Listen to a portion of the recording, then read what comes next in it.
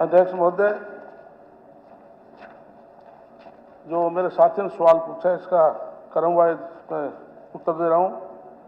BPL श्रेणी में 1 जनवरी 2024 से 31 जुलाई 2025 की अवधि के दौरान 8,73,507 परिवार जोड़े गए और 9,68,506 परिवारों से बाहर किए गए।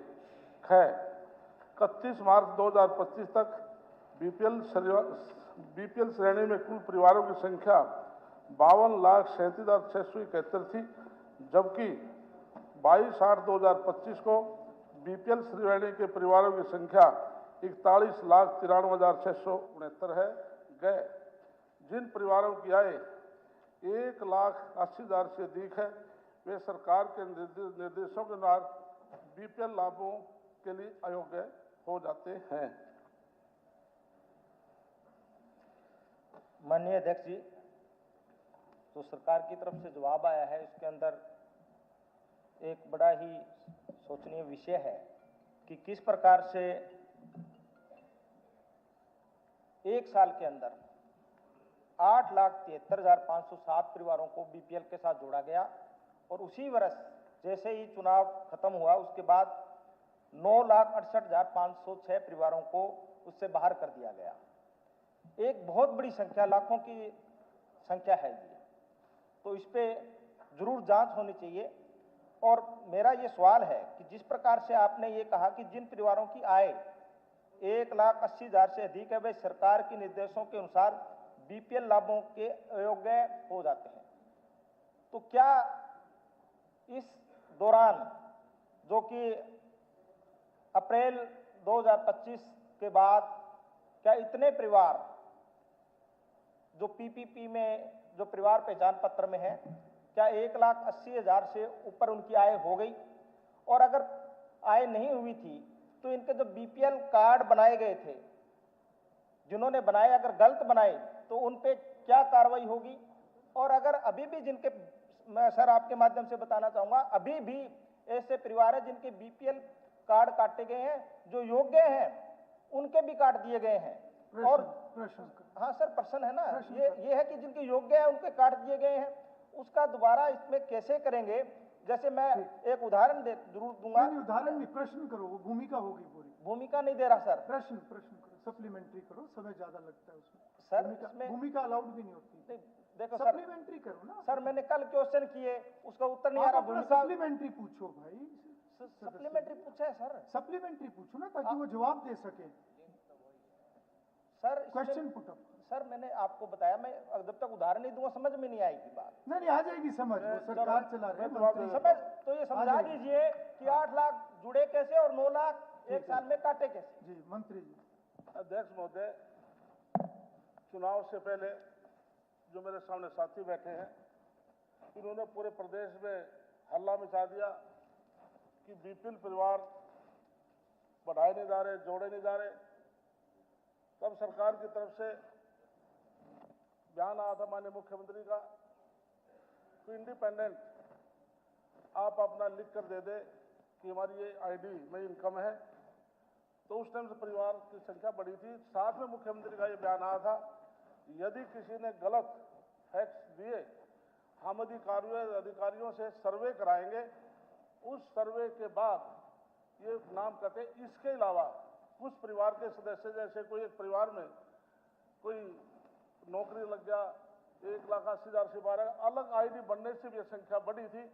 इसलिए इसके लिए यदि अब भी किसी व्यक्ति का कोई, जैसे साथी ने कहा कि पात्र लोग रह गए, इसके लिए पहले लोकल कमेटी होती है, उसमें एक सरकारी कर्मचारी होता है, एक उसमें हमारा वॉलंटियर होता है, एक ऑपरेटर होता है। यदि उनसे कोई गलती हो जाए, उसके बाद फिर सेक्टर कमेटी बनती है, उससे भी कोई गलती हो जाए तो फिर एडीसी को हमने अधिकार दिया है, वो जाकर के वहां कर अपनी एप्लीकेशन दे करके अपनी आईडी ठीक करवा सकता है। जी शिषपाल सर, ये संख्या सैकड़ों या हजारों में नहीं है, लाखों में है सर। मेरा ये सवाल है कि लाखों में कैसे बनाए गए और लाखों में कैसे काटे गए? ये चुनाव के दौरान हुआ है, ये पूरा का पूरा मैं कहता हूं जो बीपीएल कार्ड वोट घोटाला है एक तरीके से, इसको सर जांच कराई जाए इसके बारे में। जी सीएम साहब। एक माननीय अध्यक्ष जी, मंत्री जी ने सही जवाब दिया है, उसके ऊपर बताया भी है, क्योंकि यही वो लोग थे जी, माननीय अध्यक्ष जी, यहाँ खड़े होकर के कितना हल्ला हो कराया, कहा गरीब व्यक्ति का कार्ड नहीं बन रहा। पहले तो ये बोलते थे, फिर माननीय अध्यक्ष जी हमने उसको ओपन कर दिया और ये बोल दिया कि स्वयं स्थापित इनकम भर दें, और उसके बाद हमारे अधिकारी चेक करके वेरीफाई करके उसको जिसका बीपीएल बनना है बीपीएल बनेगा, जिसका कटेगा कटेगा। यही मेरी स्टेटमेंट थी, परंतु इन्होंने कहा इतने कैसे बन गए जी, इतना रौला पाया जी यहाँ से। अब हमने उसका सर्वे करवाया, अब कह रहे क्यों कट गए जी। एक तरफ तो जो केरवाड़ा साहब सर्वे हो रहा है, एक मिनट जी, अरे इतना गर्म ना हो, इतना गर्म होने की जरूरत नहीं है, अरे इतना गर्म होने की जरूरत नहीं, मैं बता रहा हूं, ये ऑटोमेटिक भी इनकम के साथ जुड़ा हुआ है, ये ऑटोमेटिक पोर्टल में इनकम के साथ जुड़ा हुआ है। हमने जो वेरीफाई किया, हमारे अधिकारी वेरीफाई कर रहे हैं, तो उसकी माननीय अध्यक्ष जी इनकम कम वो ज्यादा आ जाती है, ज्यादा आती है तो ऑटोमेटिक कट जाता है। इसमें सर्वे का क्या है, उसके ठीक है, सर्वे हो रहा है, अधिकारी कर रहा है उसको। ठीक है। श्री मुकेश शर्मा, श्री मुकेश बैठिए बैठिए बैठिए, ये हर चीज का मुद्दा नहीं मना करता कोई अरे उन्होंने जवाब दे दिया, अच्छा जवाब दे दिया उन्होंने, बैठिए। नहीं हर बात का मुद्दा नहीं। मुकेश शर्मा, मुकेश शर्मा। माननीय अध्यक्ष जी, question number 42। Health minister, health minister, health minister.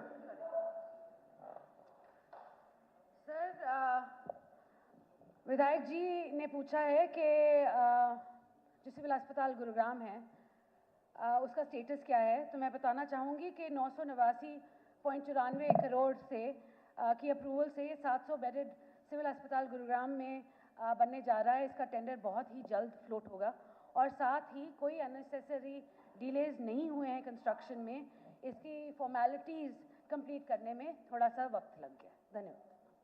माननीय मंत्री जी का बहुत बहुत धन्यवाद।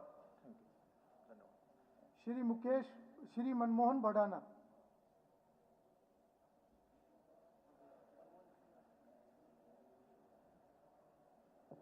Question number 43।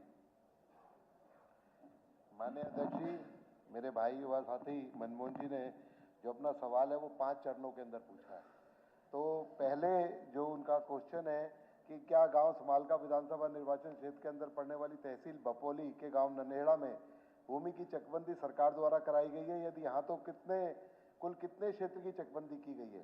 श्रीमान जी, बपोली तहसील के ननेड़ा गांव में कुल 856 एकड़ की चकबंदी की गई है, और क्या इस गांव की भूमि का कुछ भाग किन्हीं कारणों से पड़ोसी राज्य उत्तर प्रदेश के अंदर चला गया है। हाँ, इसके अंदर 369 एकड़ भूमि जो है उत्तर प्रदेश की सीमा के अंदर चली गई है, और इसका चौथा वो है और तीसरा उक्त भूमि जो उत्तर प्रदेश में चली गई है तथा उसकी चकबंदी की गई है, तो यह नहीं तो उसके कारण क्या है। ये दीक्षित अवार्ड के तहत जो 369 एकड़ भूमि है वो उत्तर प्रदेश के अंदर चली गई है, और भूमि धारकों को इस तरीके की जो चकबंदी के तहत दूसरे प्रदेश में दीक्षित अवार्ड के तहत जो उत्तर प्रदेश और हरियाणा की सीमा पर लगती हुई यमुनानगर से फरीदाबाद तक की जमीन है, वो चाहे उधर की जमीन इधर आ गई या इधर की जमीन उत्तर प्रदेश में चली गई है, किसी भी तरीके की जमीन का कोई मुआवजा देने का प्रावधान सरकार के उस कानून के अंदर नहीं है। लेकिन एक लाइन जो है वो एक खींचने का काम है, उसके बाद उत्तर प्रदेश सरकार से बात करके कि उधर की जमीन इधर की जमीन उधर अगर ट्रांसफर करेगी तो बात होगी। वो बारिशों के बाद उसका काम चल रहा है, बारिशों में व्यवस्थित हो गई थी, बारिशों के बाद वो लाइन तैयार हो जाएगी, तो उसके बाद जो इधर आएगी उधर आएगी, दोनों सरकारें बैठकर निर्णय उसका कर लेंगी। माननीय मंत्री जी का बहुत बहुत धन्यवाद है। लेकिन जो मेरी जानकारी में चीज़ें आई हैं माननीय मंत्री जी, वो ये है कि जो यूपी साइड जो क्षेत्रफल चला गया था और जो हरियाणा साइड आ गया था, ये 1990 में नोटिफिकेशन किया 856 एकड़ का, लेकिन जो अभी उसमें कार्रवाई हुई है उसमें जो 487 एकड़ जो हरियाणा की तरफ जो रकबा है, सिर्फ उसी को चकबंदी के आधार पे लिया जा रहा है, और जो वहाँ पे कब्जेदार बैठे थे उनका शेयर के जो है चकबंदी में उसी हिसाब से उनका शेयर डिसाइड किया जा रहा है। पूरी 856 एकड़ की चकबंदी की गई है। अगर कहीं किसी तरीके से किसी को चकबंदी पे ऑब्जेक्शन है या दिक्कत है तो एक बार मुझे एप्लीकेशन दे दें। मंत्री उसको जी, मैं- इसमें एसीओ के खिलाफ चार्जशीट भी हुआ है और ये बहुत बड़ा मामला है। ये वो जो एसीओ के खिलाफ या अफसरों के खिलाफ कंप्लेंट या चार्जशीट हो मंत्री जाती जी है, जवाब दे रहे हैं, आप बैठिए। मनमोहन जी। इतने बड़े उसके अंदर कोई ना कोई दिक्कतें आ जाती है तो लोग उसमें जो गलती है उसको दुरुस्त करने का काम भी सरकार ने किया ना, चार्जशीट करने का काम भी सरकार ने किया। अगर कहीं कोई गलती होगी, आपकी कोई किसी तरीके की दिक्कत है, अगर आपके संज्ञान में आई, आप दे दीजिए, उसे अमेंडमेंट करा। ठीक, श्री हरिंदर सिंह। सर, पर्सन संख्या 44।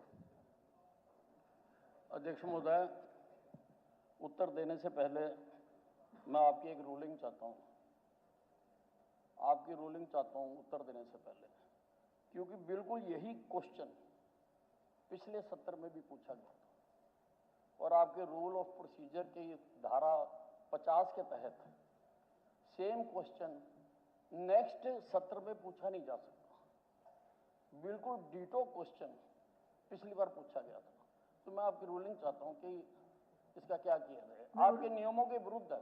हाँ, वो रिपीट नहीं हो सकता, मैं उसको चेक करूंगा। Thank you. जी, नहीं हो गया उन्होंने।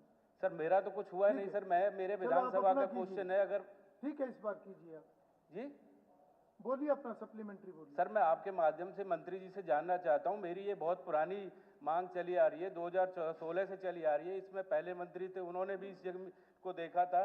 तो मेरे तो अगर इसी तरीका से रहेगा तो ना बस अड्डा बनेगा, ना महाराजा अग्रसेन पार्क बनेगा, तो मेरे क्षेत्र के लोगों के लिए की समस्या तो ऐसे ही खड़ी रह जाएगी सर। अगर मैं पूछूंगा नहीं हाउस के अंदर तो कहाँ जाऊँ फिर मैं? तो मेरी जो ये समस्या है, माननीय मुख्यमंत्री जी ने, विपुल गोयल जी मंत्री जी बैठे हैं, मेरे गढ़ी और बेड़े को जी के बहुत अच्छी तरीका से इन्होंने जी के शहर में जी सम्मिलित किया, उसके लिए धन्यवाद। लेकिन मेरी ये जो समस्या चली आ रही है, इसको दोबारा से जो है ना रिव्यू किया जाए और बस अड्डे को बाहर बनाया जाए और अंदर जी के अग्रसेन पार्क बनाया जाए। तो मेरी आपके माध्यम से ये प्रार्थना है, इसको जरूर देखा जाए। अध्यक्ष महोदय, जैसा मैंने बताया कि वही प्रश्न है। नहीं, वो ठीक है, वो आगे सुनो के मेरी लिए। बात। वो अब एडमिट हो गया तो अब तो हमें इसको करना ही है। तो अब आप जो भी जवाब देना चाहें, आप जवाब दे दें। तो मेरा जवाब भी वही है। सुनिए एक मिनट, सुनिए एक नहीं, मिनट। आप लोग, आप नहीं सुनो बोलेंगे। सुनो सुनो, आप नहीं बोलेंगे। सर, प्रश्न वही है, नोट फॉर पैड वही है, तो मेरा जवाब भी वही है जो मैंने पिछले सत्र में दिया। ठीक, आप श्री कार्रवाई में से देवेंद्र निकालकर, चतुर्भुज। श्री देवेंद्र अत्री। अध्यक्ष मुझे पूरा नहीं हुआ, आप कार्रवाई में से निकालकर जो जवाब मैंने पिछली बार दिया था वो इनको भेज दो, मुझे भी कॉपी भेज। हो जाएगा, वो नोट हो गया। Speaker sir, question number 45। जी मंत्री जी।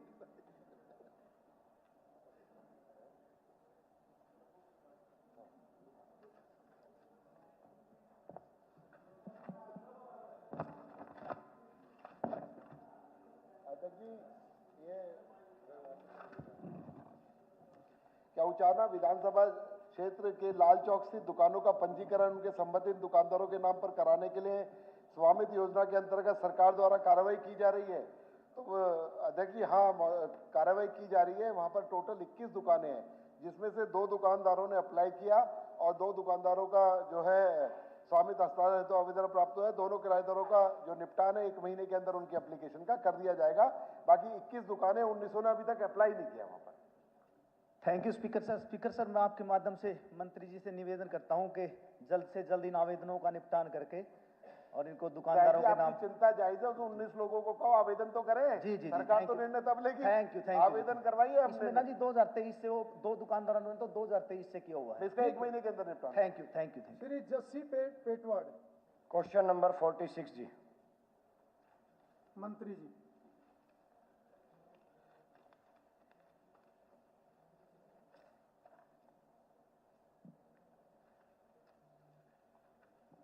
जी अध्यक्ष जी, भाई जस्सी पेटवाड़ी जी ने सवाल पूछा है कि नारनौल विधानसभा निर्वाचन क्षेत्र के 20 गांवों में हाल ही में बरसात के मौसम के दौरान जलभराव की जो स्थिति हुई है, क्या सरकार उसका सर्वे कराकर मुआवजा देने का काम करेगी? तो मैं उसका जवाब देना चाहता हूं।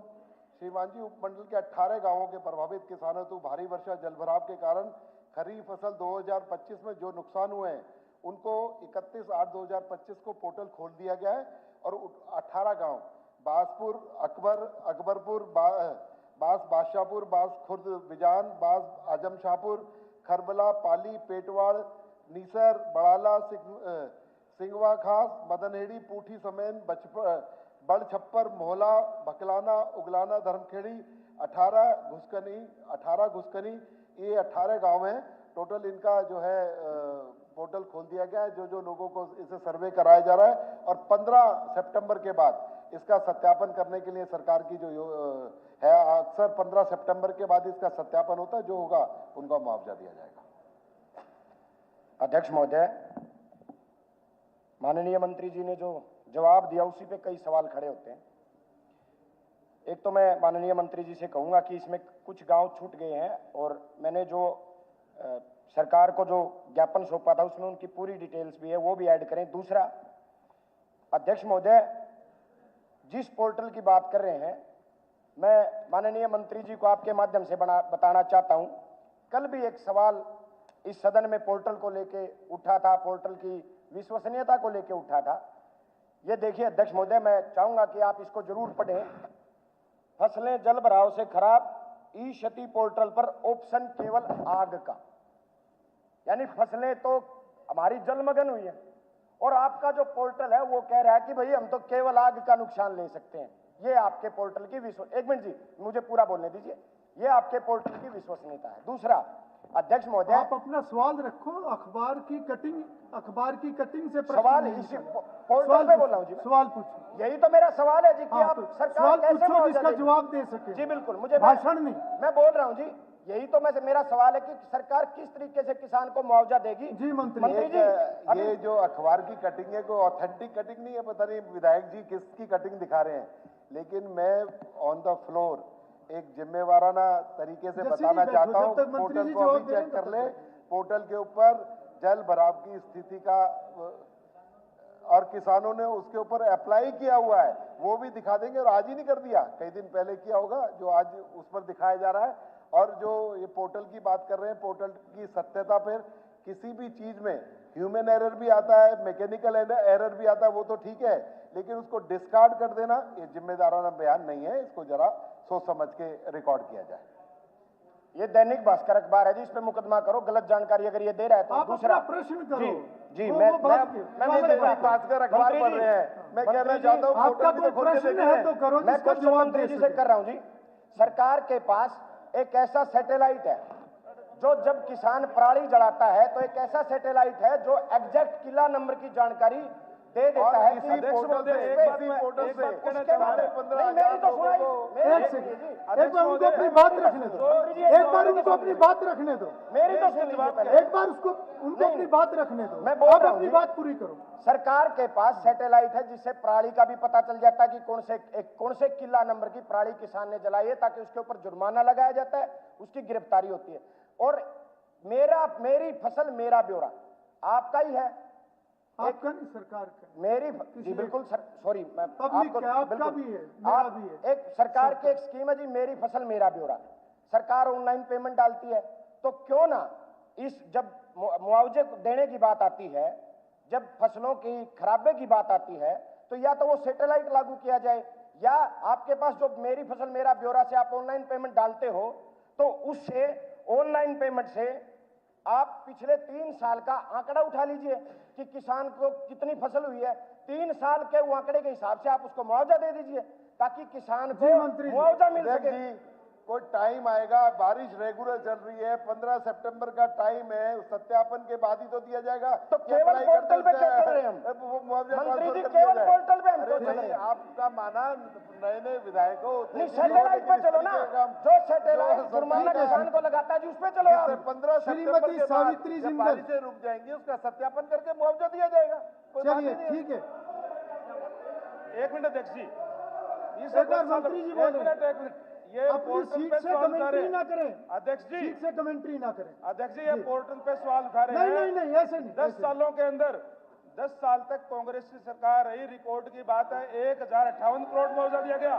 इसी पोर्टल से 15,500 करोड़ रुपए चलिए किसानों को मुआवजा दिया गया। चलिए, 15,500 हो गया ये प्रश्नकाल है। सावित्री जिंदल जी, क्वेश्चन नंबर सब बैठिए, 47। बैठिए, किसी का कोई रिकॉर्ड भी नहीं होगा। नहीं प्लीज बैठिए, अगला प्रश्न ले लिया मैंने। 47 सावित्री जिंदल जी, मंत्री जी,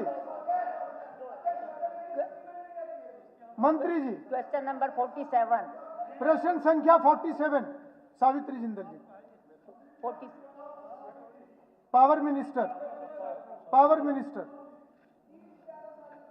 जी सर, सरकार ने इसके लिए स्वीकृति प्रदान कर दी है और HSVP के साथ ज़मीन लेने के लिए इस सेक्टर में बातचीत की जा रही है और मैं आदरणीय सदस्य को ये भी आश्वासन दिलाना चाहता हूँ कि इसी माह के अंदर मेरे विभाग के अधिकारी और HSVP के अधिकारी मीटिंग करके ज़मीन को तय कर देंगे और मौका मुआयना करके भी, और जल्दी हम ये जो सब स्टेशन है लगाना शुरू कर देंगे। जी, माननीय मुख्यमंत्री मंत्री जी से मेरा निवेदन है कि इसको जल्दी करवाया जाए। बहुत बहुत धन्यवाद। श्री मोहम्मद इसराइल। Question number 48। जी मंत्री जी,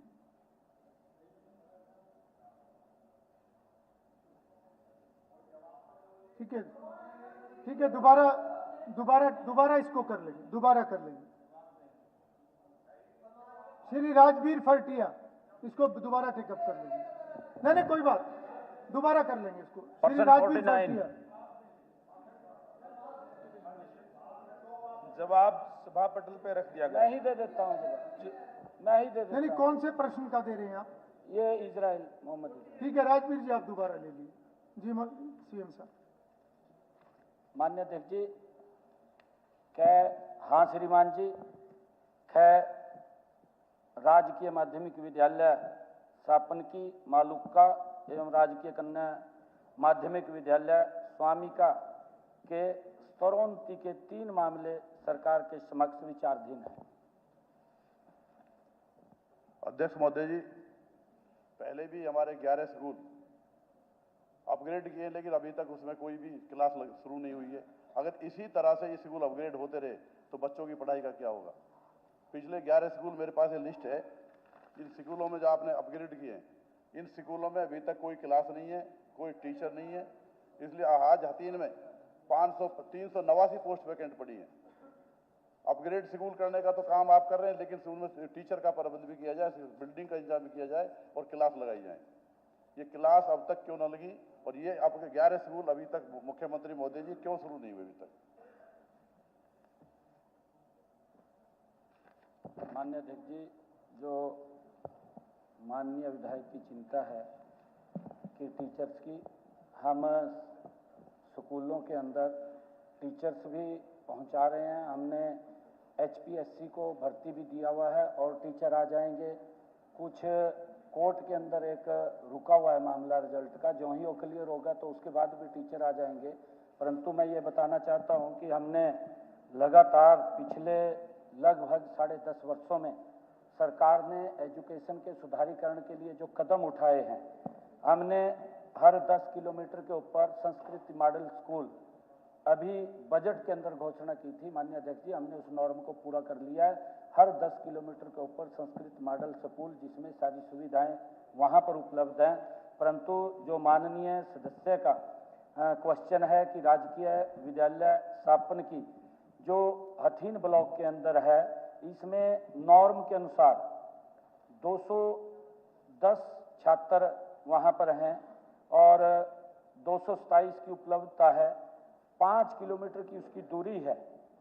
माननीय अध्यक्ष जी, 5 किलोमीटर की दूरी है और इसमें 14 कमरे बने हुए हैं और 17 कमरों की आवश्यकता है। इस संबंध में मैं विद्यालय के स्तरोन्नत हेतु समक्ष प्राधिकारियों प्रशासनिक स्वीकृति प्रदान कर दी गई है और मानदंडों में छूट प्रदान करते हुए स्वीकृति भी प्रदान की गई है। और जो दूसरा माननीय सदस्य ने पूछा है कि राजकीय माध्यमिक विद्यालय मालुक्का जो ये हथीन ब्लॉक का है, इसमें भी जो स्नातकोत्तर के मानदंड है उसके नियमानुसार जो उपलब्धता है वो 589 है और नॉर्म 210 है। ये भी 5 किलोमीटर इसके नॉर्म के अनुसार दूरी है, 3 किलोमीटर के ऊपर है और 2 एकड़ भूमि है, इसके अंदर 14 कमरे वो उपलब्ध हैं।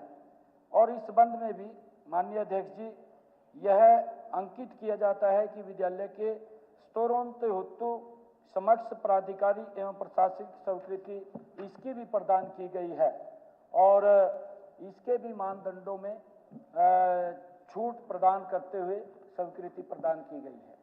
तीसरा, जो कन्या माध्यमिक विद्यालय स्वामी का, इसके भी नॉर्म के अनुसार कन्या माध्यमिक विद्यालय स्वामी का ब्लॉक हथीन में स्तरोन्नति करना संभव नहीं है, जैसा क्योंकि छात्रों की संख्या यहाँ नॉर्म के अनुसार 210 है और 227 इसकी उपलब्धता है। ये इसके 5 किलोमीटर है, परंतु ये 3 किलोमीटर के अंदर इसका वो है और 14 इसमें नॉर्म के अनुसार कमरे होने चाहिए और 18 कमरे इसमें बने हुए हैं। इस संबंध में भी विद्यालय के स्तरोन्नत हेतु समक्ष प्राधिकारी और प्रशासनिक स्वीकृतियां प्रदान की गई हैं और इसमें भी छूट प्रदान करते हुए ये स्वीकृतियां दी गई। ठीक। श्री राजबीर फरटिया। प्रश्न नंबर 49। जी मंत्री जी। माननीय अध्यक्ष महोदय, माननीय विधायक लुहारू ने बुआनीखेड़ा का प्रश्न पूछा है। इसमें इन्होंने जो सीवर लाइन जल भराव की बात कही है, बुआनीखेड़ा के अंदर 9 नालों के माध्यम से बरसाती पानी का निपटान किया जाता है। एसटीपी के पास 300 मीटर की लाइन बैठ गई थी, उस पर अस्थायी तौर पे पंप सेट लगा दिया गया है जिससे निकाल रहे हैं और उसकी एस्टिमेट लगभग 455 लाख रुपए का एस्टिमेट बना करके उसको स्वीकृत कर दिया गया है। टेंडर कॉल कर लिया है। 3 महीने के अंदर टेंडर खुलते ही 3 महीने के अंदर इसको ठीक कर दिया जाएगा।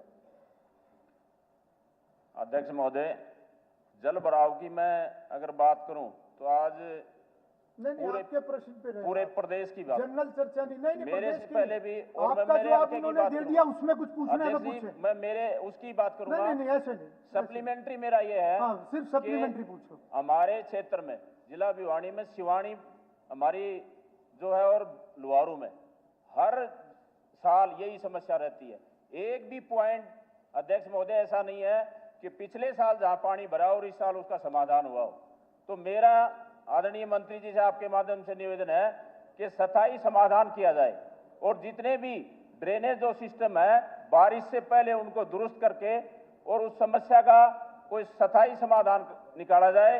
अध्यक्ष महोदय, मेरा इतना ही कहना है कि जो वहां पर नगर परिषद में हमारे पार्षद होते हैं, मैं भी जिला परिषद का अध्यक्ष रहा हूं, या ग्रामीण क्षेत्र में जिला पार्षद होते हैं, उनको फाइनेंशियल पावर होनी चाहिए। चलिए, वो अलग विषय है। मंत्री जी। माननीय अध्यक्ष महोदय, माननीय सदस्य ने के लुहारू सिवानी की बात करी है, लेकिन प्रश्न बुआनीखेड़ा का पूछा था। फिर भी मैं इनको बताना चाहूंगा कि पूरे हरियाणा प्रदेश के अंदर हमारे डिपार्टमेंट ने जहां जहां भी जल भराव होता है, क्योंकि एकदम से ज्यादा अगर बारिश आ जाती है तो भी एक्स्ट्रा पंप सेट लगा करके पानी निकासी का प्रबंध किया है। ठीक। श्री राम कुमार गौतम। श्री राम कुमार गौतम। माननीय अध्यक्ष महोदय, जवाब सभा पटल पे रख दिया है। बैठो बैठो बैठो, विधानसभा का विषय उठाने के लिए समय मिलेगा। नहीं बैठिए, आप प्लीज बैठिए कपूर सिंह जी। नहीं कुछ नहीं है, ऐसे बीच में नहीं, बिना इजाजत नहीं, रिकॉर्ड भी नहीं होगा इजाजत के बिना, ऐसे नहीं। अरे आप, हाँ ठीक है, उस पर अलग से चर्चा हो चुकी है, जल भराव पे हो चुकी है चर्चा, नहीं उस पर आप गौतम जी। स्पीकर सर, जो जवाब दिया है मंत्री जी ने, ये जवाब जो है इन्होंने अंदाजे से दिया है, क्योंकि प्रॉब्लम जो है मुझे अधिकारियों ने बताया है कि जी फॉरेस्ट डिपार्टमेंट में जो ये परमिशन चाहिए उसका यूं ही नहीं पता कितने साल में मिलेगी। फॉरेस्ट डिपार्टमेंट की परमिशन, मेरा आग्रह है, फॉरेस्ट मिनिस्टर भी यहाँ बैठे हैं, भाई पर्सनल किसी अधिकारी की जिम्मेवारी लगाओ, वो परमिशन लेके आए। सारा काम अटका हुआ है, 10 महीने सरकार को बनी होगी, हालात बहुत दयनीय है उस, और बहुत इंपॉर्टेंट रोड है, मैक्सिमम रनिंग रोड है ये, जींद से पानीपत की, एक बात।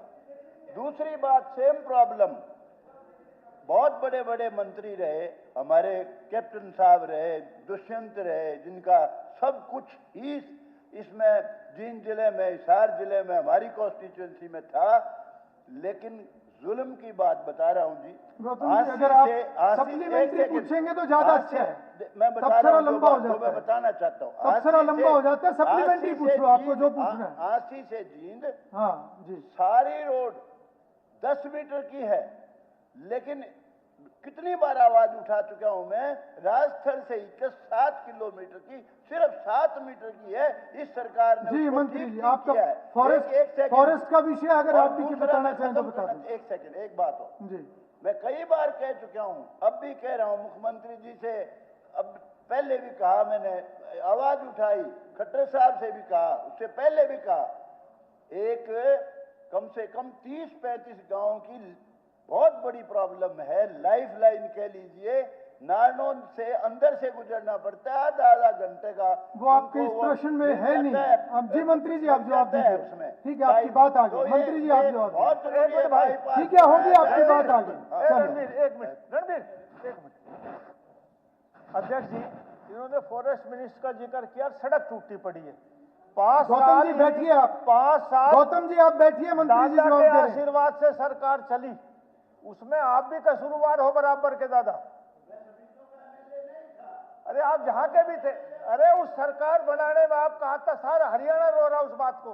राम कुमार गौतम जी आप बैठिए, मंत्री जी जवाब दे रहे हैं, आप बैठिए। जहां तक फॉरेस्ट का सवाल है पंडित जी महाराज, डाइवर्सन के केस में पीडब्ल्यूडी जमीन देगा फॉरेस्ट को, तो फॉरेस्ट मंजूरी देने में 1 मिनट भी नहीं लगाएगा। चलिए मेरे पे जो बात कहते मेरा माननीय, तेरा बैठ रहा है भाई। चलो आप अगली टेप ना चालू कर देना, अब टेप का नहीं पता चलता आपकी।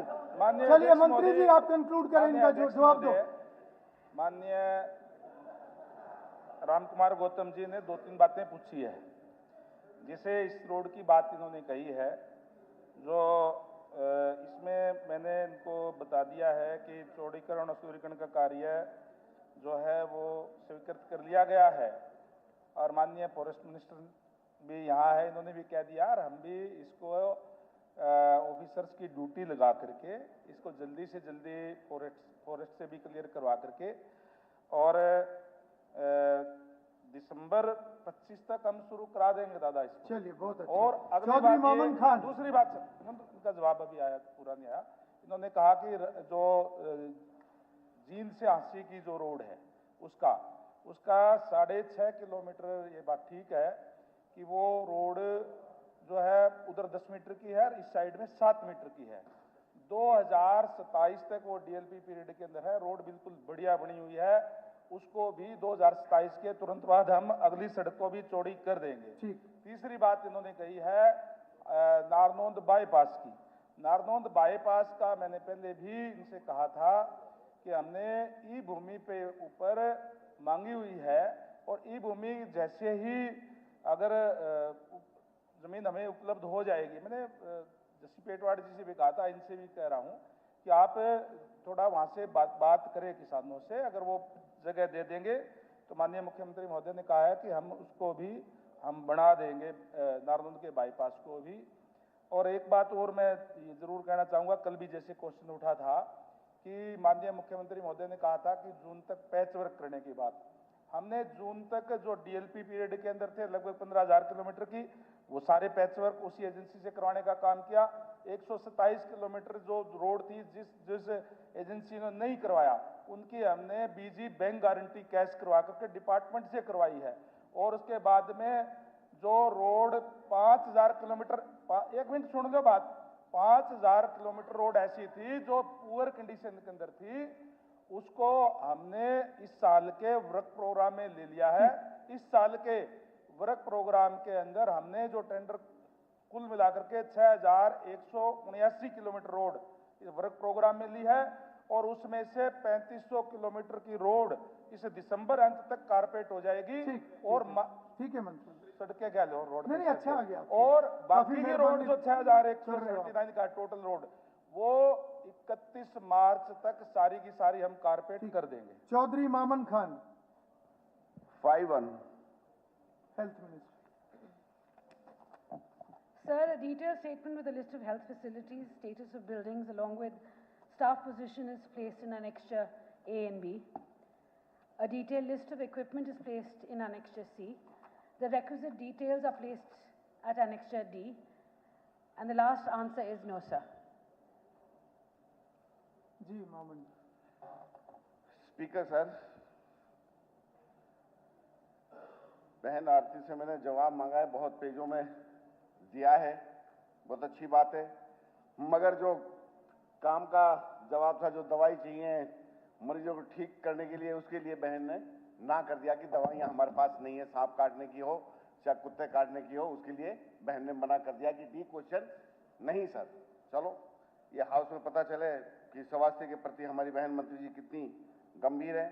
सर, इन्होंने मेरे को जवाब दिया है कि आंसर दिया हुआ है कि कितनी वायल्स कौन से अस्पताल में एंटी वेनम की दी हुई हैं, तो मैंने कहा है कि कोई लैक नहीं है एंटी वेनम मेडिसिन की पूरे मेवात में। सर, ये मैंने ये नहीं कहा है कि नहीं है, मैंने कहा है कितनी है, तो लैक नहीं है।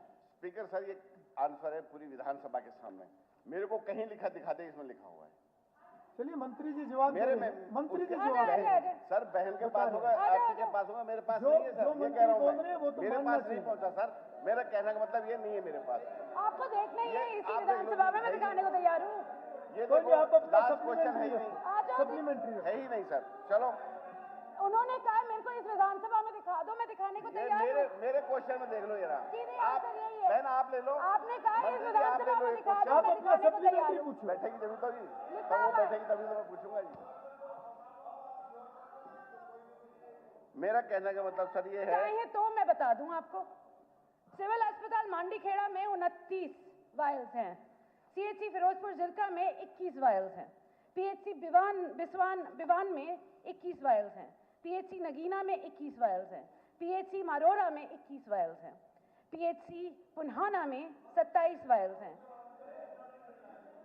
He wants to know about the vials. That's what he wants to know. कोई दूसरा टेबल तो नहीं पड़ लिया बैठाओ सही जी, उसको बैठाओ, फिर से देख लेना सर, उसको बैठाओ सही, मैं तभी तो बोलूंगा सर। चलिए सर, मेरा कहने का कोई और मतलब ये सप्लीमेंट्री है है, हमें नहीं सप्लीमेंट्री, मेरा क्वेश्चन तो एक भी नहीं मांगा सर, कल भी मेरे साथ ऐसा ही किया था, मेरे एक ही क्वेश्चन, ऐसा मत करो सर, आप हमारे कस्टोडियन, आप हमारी नहीं सुनोगे तो कौन सुनेगा। सर, मेरा ये है कहना कि कुल मिला के जो ये है हमारे सब हेल्थ सेंटर 17 बिल्डिंगों में चल रही है, सरकार के पास सब हेल्थ सेंटर चलाने के लिए भी बिल्डिंग नहीं है, और PHC 17 है, CHC 6 है, सिविल हॉस्पिटल मांडीखेड़ा में 1 है हमारा, जबकि वहाँ 17 लाख के आसपास जनसंख्या है, कुल में 111 सब हेल्थ सेंटर चल रहे हैं, जबकि 450 गाँवों में, हर गांव में सब हेल्थ सेंटर होना चाहिए। साकरस एक महाग्राम गांव है जी हमारा, बहुत बड़ा गांव है मेरी विधानसभा का, उसमें प्राइमरी हेल्थ सेंटर भी आज तक सरकार नहीं खोला। मेरा क्वेश्चन ये है, बहन से मैं पूछना चाहता हूं कि सरकार यह बताए कि जिला मेवात में किस किस स्वास्थ्य केंद्रों पर ultrasound, x ray, operation theatre, CBC lab, test working तो हैं, पर वहां कार्यकर्ता नहीं है, खाली क्यों पड़े हैं।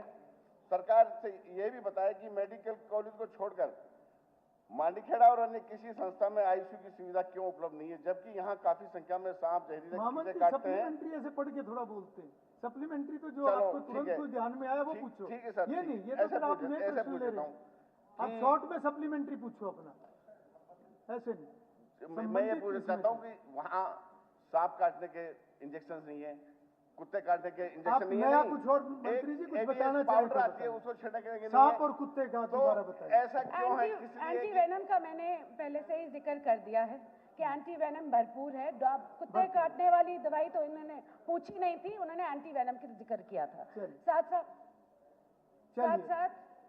साथ साथ मैं ये भी कहना चाहूंगी, ICU जो है मांडीखेड़ा और सारे सिविल अस्पताल जो पूरे हरियाणा में हैं, आने वाले वक्त में बेहतरीन से बेहतरीन इलाज के लिए कार्यरत हम कर रहे हैं काम। सीएम साहब ने हमें आदेश दे रखा है कि जो भी डिस्ट्रिक्ट अस्पताल हो वहाँ बेहतरीन से बेहतरीन इलाज हो, बेहतरीन से बेहतरीन इक्विपमेंट हो। जहाँ तक सीटी स्कैन और एमआरआई स्कैन की बात है, जहाँ जहाँ नहीं है वो पीपीपी मोड पे चल रहे हैं और जल्द से जल्द हम चाहेंगे कि वो सिविल अस्पताल में भी, सारे सिविल अस्पताल, एक ज़िले को मैं नहीं पॉइंट करती, मैं 22 के 22 ज़िलों की बात कर रही हूँ, सभी ज़िले अस्पतालों में आने वाले अगले 2-3 महीने में हम सारी की सारी सुविधाएं जरूर प्रदान करेंगे। धन्यवाद।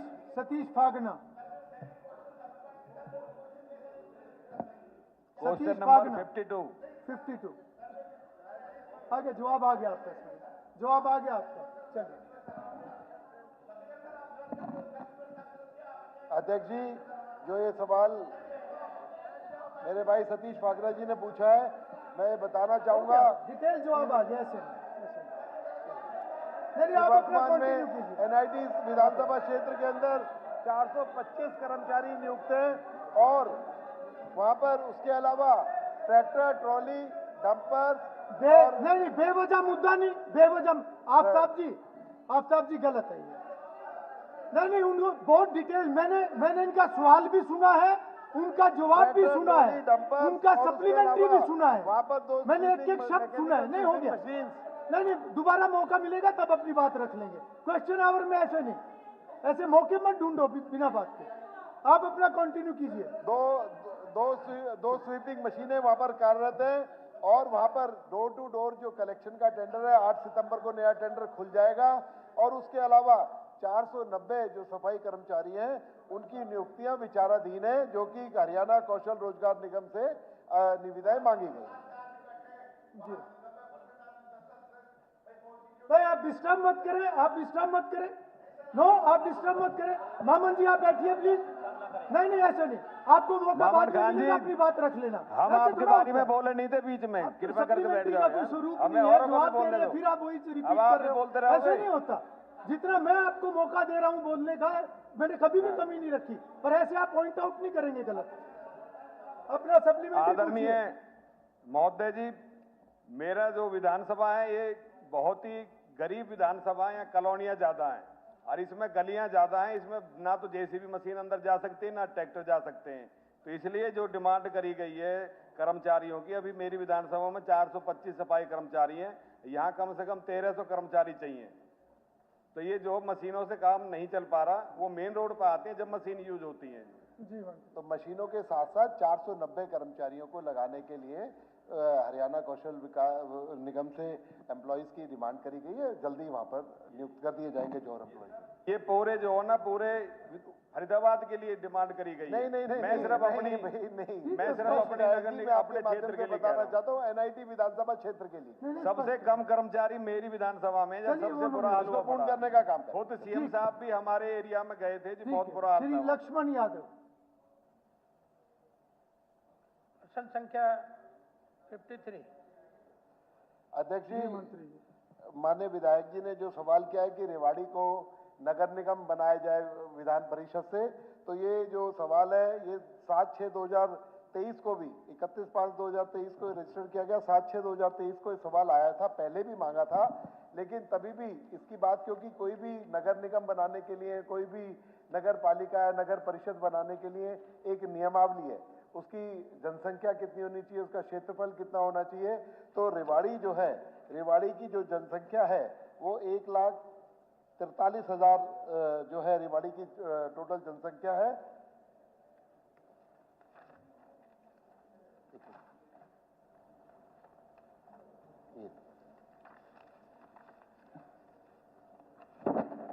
रेवाड़ी की 1,43,021 जनसंख्या है 2011 के अनुसार, और जो उसका जनसंख्या इंक्रीमेंट इंडेक्स को भी देखें 3.55 के माध्यम से, तो आज भी 2,29,000 जनसंख्या बनती है।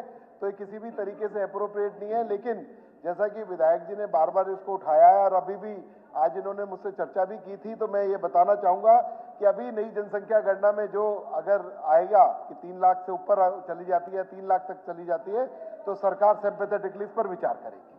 ठीक, एक मिनट अध्यक्ष महोदय, मैं आदरणीय मंत्री जी से पूछना चाहूँगा कि ये आंकड़े जो हैं ये गलत है।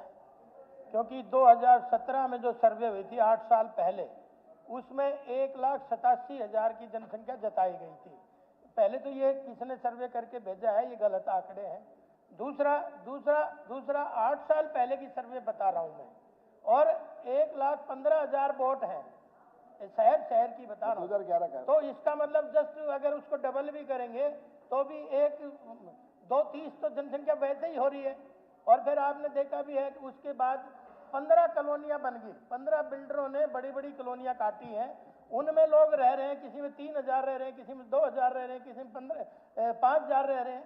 तो मैं ये कहना चाह रहा हूँ, जब इतनी कॉलोनियां उसके बाद 8 साल में बढ़ गई, तो अब उनको भी उसमें शामिल किया जाए। और साथ में 2017 का जो सर्वे आया था, उसमें कुछ गांवों ने भी लिख के दिया था जो बिल्कुल ही 200 मीटर पे ही दूर है, उनको भी जोड़ा जाए तो मैं समझता हूँ अध्यक्ष जी, मैंने बताया ना 1,43,021 जो है 2011 का है, और 3.55 का इंक्रीमेंट सेंसेक्स के हिसाब से वो आज जो बनती है 2,29,000 बनती है। 2017 में जितनी बोल रहे हैं उतनी हो सकती है, हम मानते हैं उसे, लेकिन 2021 का जो सर्वे चल रहा है, इसके बाद जो भी जितने नई कॉलोनीज आ गई हैं सबको उसमें इंक्लूड कर लिया जाएगा। उसके बाद होगा 3 लाख तो जरूर इसको बनाया जाएगा, कोई बात ही नहीं। सरकार ने कहा ना, सरकार सिंपैथेटिकली विचार करेगी, कोई बात ही नहीं, सरकार उसे बनाने के लिए काम। श्री राम कुमार कश्यप, ठीक है, हो गया, उन्होंने जो जवाब दे दिया उन्होंने। क्वेश्चन नंबर 54 ठीक है 2026 के अंदर तो उसमें आप पार्टिसिपेट करके फॉरेस्ट जो है मिनिस्टर कराने का काम करते हैं। फॉरेस्ट मिनिस्टर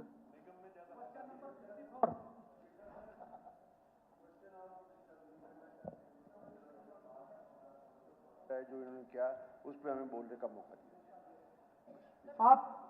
आपका अगर कुछ भी आप रिटर्न में दें, मैं उसको कंसीडर करूंगा।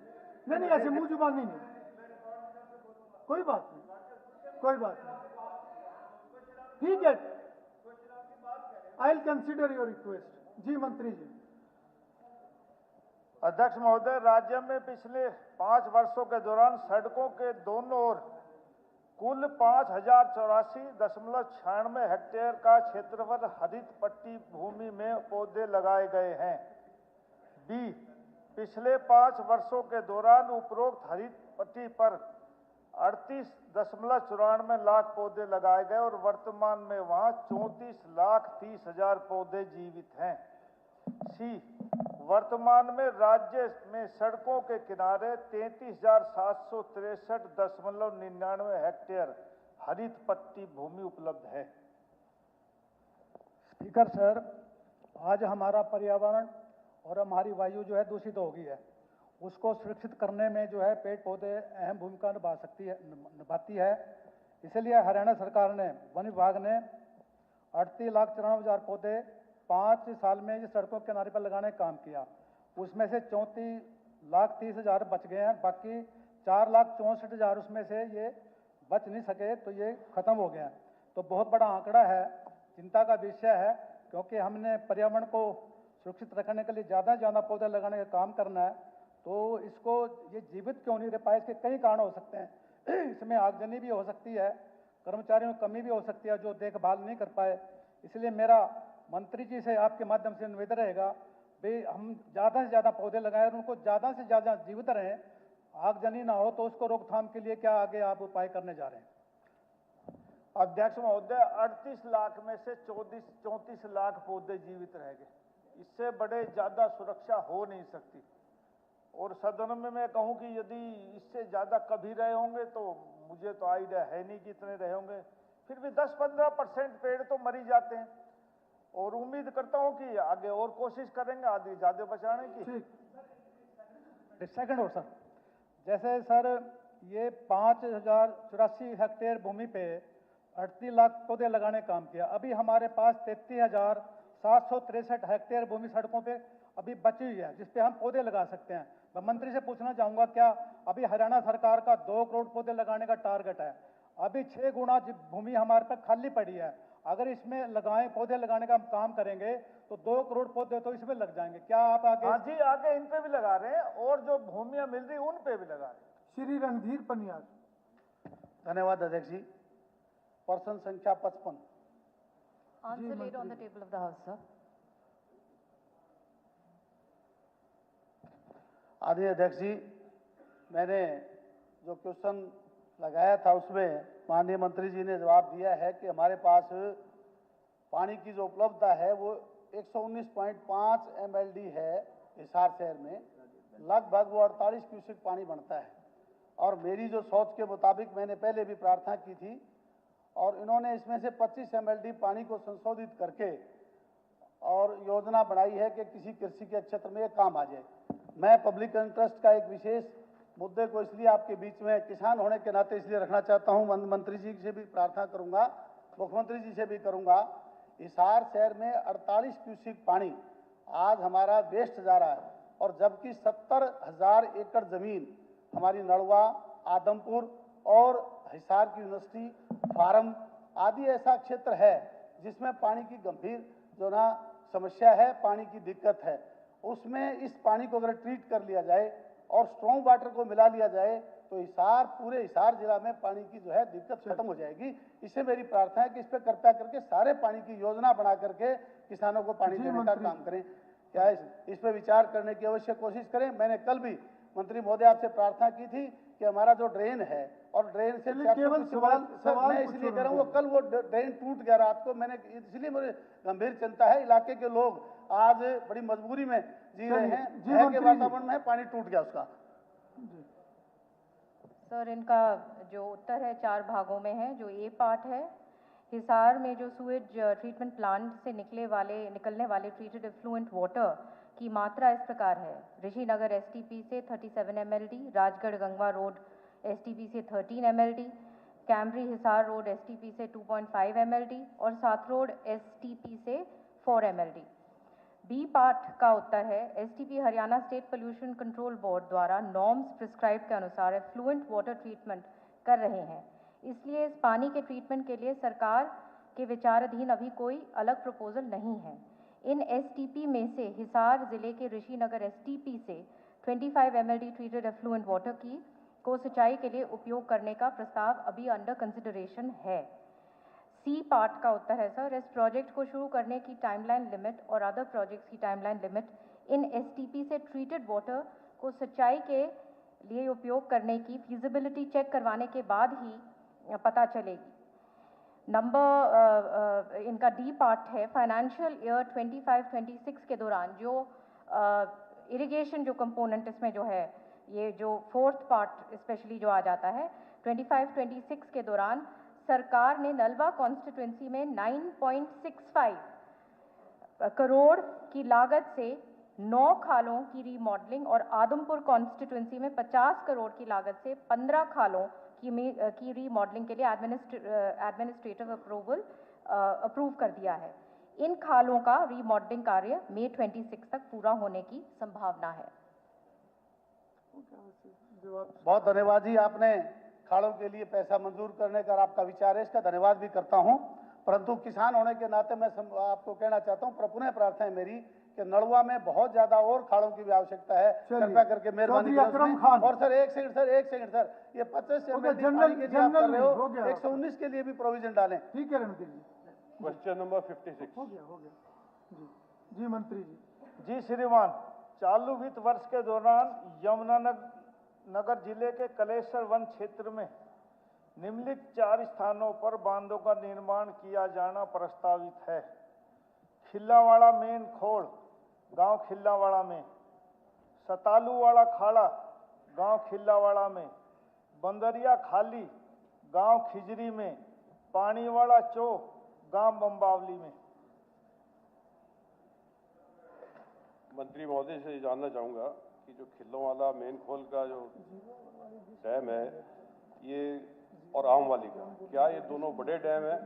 और दूसरा साथ के साथ सेकंड सप्लीमेंट्री भी इसी में कर देता हूँ कि जो इनका बाईपास जो बनाया जाता है उसको कोई अच्छे ढंग से बनाया जाए, क्योंकि जो नुकसान होता है बाद में पानी आने से, वो बाईपास अच्छा ना बनने की वजह से इनका नुकसान होता है। तो मेरी आपसे गुजारिश है कि इनके जो बाईपास बने वो अच्छे बने, और इन 2 डैम के बारे में, खिल्लोवाला और रामवाली की, ये बड़े डैम है, छोटे डैम है, इस बारे में जानना चाहिए। अध्यक्ष महोदय, 2023-24, 24-25 में जो डैम बने उनकी तकरीबन लागत कोई 9 लाख थी, कोई 8 लाख थी, कोई 11 लाख थी। ये खिल्लावाड़ा मेन खोड़ का जो बांध बना रही है 78 लाख का है। सतालूवाड़ा खाड़ा का 79 लाख का है, बंदरिया वाली खाड़ी का 72-50 लाख का है और पानी वाला का 88 लाख रुपए का है। श्री गोकुल सेतिया। हाँ जी, question number 57। So answer laid on the table of the House. Ma'am, इसमें दिंगतानिया माइनर का आपने बताया है कि 68% जो ग्रामीण द्वारा उपलब्ध जमीन करा चुके हैं, लेकिन 70% इसमें चाहिए, 2% इसमें कम है। आपसे मेरी यही गुजारिश है कि कोई टेक्निकल कमेटी से इसका आधुनिक कोई डिज़ाइन बनवाया जाए ताकि अंडरग्राउंड पाइपलाइन डले और उसमें कुछ चैम्बर्स बने, जिससे कि अगर जो उसमें कूड़ा करकट जो आता है वो उसमें से सफाई हो सके और पानी सही ड्रेन हो सके और ज़मीनों तक पहुंच सके। और जो दूसरा बम्बूर सलारपुर माइनर की इसमें आपने डिटेल दी है कि इस पे काम चल रहा है, पिछले सेशन में भी ये बात उठाई गई थी और आपका धन्यवाद कि आपने इस पे जवाब देना जरूरी समझा। ये बड़ी ज़रूरी चीज़ है दोनों। असल में ये 2018 के अंदर ये पूर्व सीएम साहब की घोषणा थी। तो मैं इतना ही कहना चाहूँगा, इसमें जो जो दिक्कतें आ रही है, जहाँ ज़मीन उपलब्ध नहीं हो पा रही, उसमें अंडरग्राउंड पाइपलाइन डल सके। ये 2005 से हमारे जो किसान हैं वो त्रस्त हैं सिंचाई के पानी के लिए, और 2018 से लेके अब तक ये सीएम अनाउंसमेंट मजाक बन चुकी है सर। और हमारे 15 गाँव के किसान इससे प्रभावित हो रहे हैं। वहाँ पे दाने नहीं है उनके पास खाने के लिए, लेकिन हर बार इसको आगे से आगे टाल दिया जाता है। तो मेरी आपसे यही गुजारिश है कि दिंगतानिया माइनर के अंदर अंडरग्राउंड पाइपलाइन डाल दी जाए जहाँ पे ज़मीन हमें उपलब्ध नहीं हो पा रही, और बम्बूर माइनर का काम जो चल रहा है उसको तेज़ गति दी जाए। आगे 2018 से लेके अब आप देख लीजिए तकरीबन 7-8 साल हो गए, अभी तक ये काम ठंडे बस्ते में है। सर, इनके उत्तर भी 2 भागों में है। जो पहला है जी सर, और दूसरा इन दोनों चैनलों पर बाधाओं को दूर करने के लिए उठाए गए कदम ये हैं। दिंगतानिया खरीफ चैनल है सर, जो 30-40 दिन चलता है मानसून के दौरान, और इसमें इस प्रोजेक्ट के लिए भी माननीय एमएलए साहब से भी मेरी बात हुई थी। इन्होंने सही कहा कि एक इसमें लैंड की प्रॉब्लम आ रही है सर, और यहाँ पे अगर कलेक्टर रेट पर लैंड मिल जाता है, ये दोनों ही जो भंबूर खरीफ चैनल और दिंगतानिया में ही ये दिक्कत है लैंड की। तो क्योंकि ये इसमें जो स्टेक होल्डर्स हैं वो अपना लैंड दें और फिर आगे ये प्रोजेक्ट जब ही कंप्लीट हो पाएगा। तो मैं एमएलए साहब से भी गुजारिश करती हूँ कि अपना बैठकर अगर कलेक्टर रेट पे ये दिया जा सकता है तो आप ये प्रोजेक्ट ज़रूर सिरे चढ़ेगा। मैम, इसमें जो बम्बूर माइनर है इसमें 100% सहमति प्राप्त हो चुकी है, लेकिन जो दिंगतानिया माइनर है मैम, इसमें इशू आ रहा है जो 2% ज़मीन रहेगी वो हमें नहीं मिल पा रही। इसी अड़चन को दूर करने के लिए कि 2018 के पूर्व सीएम साहब की अनाउंसमेंट थी, यहाँ पे जहाँ जमीन नहीं मिलती वहाँ अंडरग्राउंड पाइपलाइन डाल दी। मेरी इतनी रिक्वेस्ट है जी। Shri Yogendra Rana. Shri Yogendra Rana. Question number 58 sir. जी मंत्री जी। अध्यक्ष जी, जो माननीय विधायक ने सवाल पूछा है उसका उत्तर हाँ में है, और टोटल नगर पालिका द्वारा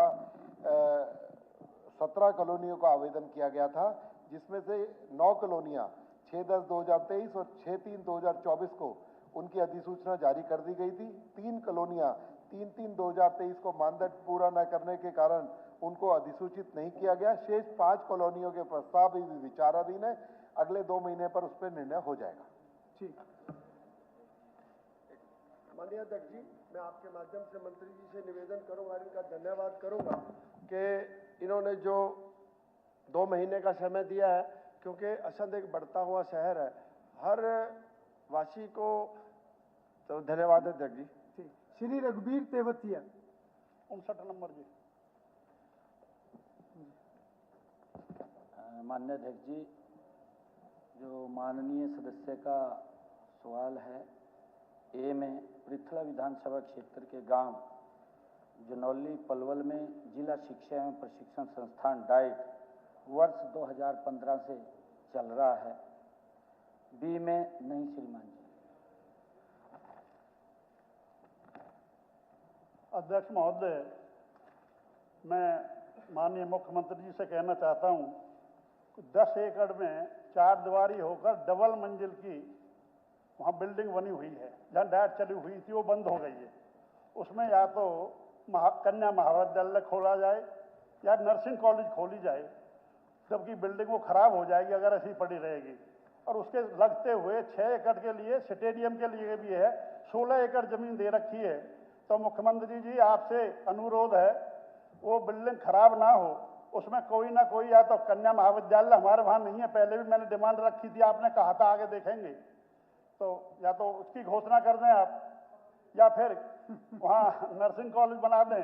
तो कोई तो वहाँ बना है, 16 एकड़ अरबों रुपए की जमीन पड़ी है ऑन रोड पे, वो 16 एकड़ है। तो ये आपसे निवेदन है। माननीय अध्यक्ष जी, क्योंकि माननीय विधायक की चिंता है कि वहाँ बिल्डिंग बनी पड़ी है और इस पर्पज के लिए बिल्डिंग बनी हुई है, उस पर्पज के लिए है, परंतु माननीय विधायक जी कह रहे हैं कि वहाँ पर एक गर्ल कॉलेज खोला जाए। माननीय अध्यक्ष जी, नॉर्म के अनुसार मैं बताना चाहूँगा, पीछे भी शायद माननीय विधायक को बताया गया था, जो जनौली है, ये गांव जनौली है जहाँ की विधायक महोदय बात कर रहे हैं, इसके नज़दीक में 7 कॉलेज हैं। और माननीय अध्यक्ष जी, हमारे जो नॉर्म्स हैं वो 20 किलोमीटर के हैं। हर 20 किलोमीटर के ऊपर मैं धन्यवाद करना चाहूँगा आदरणीय मनोहर लाल जी का, जिन्होंने हरियाणा के अंदर एक पैरामीटर तय किया, एक रोड मैप बनाया कि हर 20 किलोमीटर के ऊपर हमारी बेटियों को पढ़ने के लिए कॉलेज मिलेगा और उसका बड़ा लाभ मिल रहा है। एक मिनट विधायक, माननीय अध्यक्ष जी, उसका बड़ा लाभ मिल रहा है। आज मुझे खुशी है इस बात की कि आज हमारी बेटियां लाखों की संख्या में, उनको निरस्त पढ़ने के लिए स्थान मिला है। ये सरकार की अच्छी नीति थी, उसके कारण ये मिला है। परंतु मैं माननीय विधायक जी को कहना चाहूँगा कि एक राजकीय महाविद्यालय पलवल है, जो ये जनौली से मात्र 6 किलोमीटर की दूरी पे है, और इसके अंदर 560 लड़के हैं और 733 लड़कियां हैं, 1293 उसके अंदर कुल विद्यार्थी हैं। 7 सीटें अभी रिक्त हैं, अभी 7 सीटें इसमें बची हुई हैं। और माननीय अध्यक्ष जी, एक राजकीय कन्या महाविद्यालय मंडकौला में है, जो मात्र जनौली से 15 किलोमीटर की दूरी पे है। इसमें 339 लड़कियां हैं, 39 पोस्टें इसमें भी खाली पड़ी हैं। मैं माननीय अध्यक्ष जी से, शायद हमने पीछे भी कहा था कि आप उनमें बेटियों को आमंत्रित करें कि वहाँ से एडमिशन कराएं उनका। जो नॉर्म्स हैं, नॉर्म्स के अनुसार हमारे ये पूरे हैं माननीय अध्यक्ष जी। चलिए, कह रहा है कि आप कन्या महाविद्यालय खोलें, लेकिन उसे कहीं ना कहीं इस्तेमाल करें, नर्सिंग कॉलेज खोलें, डीपीएड खोलें, कोई कोर्स चलाएं। विचार करके, मैंने कहा है ना विचार करेंगे, मैंने कहा है, कोई बात। चलिए, ठीक, चलो आप उसके जो सुझाव या प्रस्ताव वो आप दे दें, ठीक है। बाकी जवाब आ गया मुख्यमंत्री। नहीं, जायज आप, जायज।